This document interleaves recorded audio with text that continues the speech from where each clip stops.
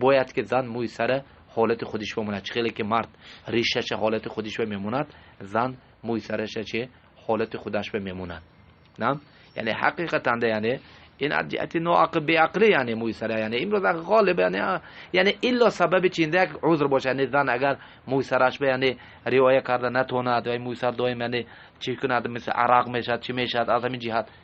اما مثلا که یعنی امروز که مثلا به سبب یعنی اعوذ بالله مثلا چی گویا که ننده چی یعنی خوشرویی مثلا خودش زیب زینت میتونه موی سر ده، این بی عقلی. این همش عقل اومد یعنی تشبه خدا مانند کنوندن یعنی غرب و همین غیر مسلمه ها بیانه. اما قدیمانده زنها خودشون به چی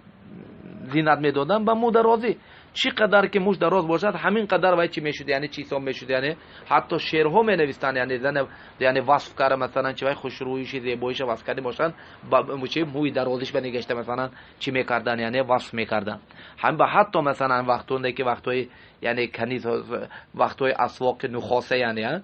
اسواق بازاری که غلام کنیز میفروختن، همین ابن قدامه رحمه الله میگفت که اگر میگفت بای خیارنده میگفت که اگر رفتی میگفت بازارنده یعنی کنیز خریدی یعنی کنیز وقتی که میخرن برای مثلا چه به حسن جمالش به نگاه میکنن میبینن که موش دراز یعنی چی وای این زیباتر بده یعنی گرفته میبیارن که میبینن که وای چی بده یعنی وای موی سری حقیقی نه یعنی ها وای چی بده یعنی ها توصیله بده یعنی وصال بده وای پریک بده یعنی تو حق داری که وای گاروندتی یعنی این عیب سم میشد یعنی ها عیب سم قدیما ده عیب یعنی موی خودش حقیق طبیعی یعنی چه الله همه خیر خلق کرده که مو دراز نمیشد. همین عیب گفته مو اضافه میکنه. امروز این احمق میبیاد چی میکنه یعنی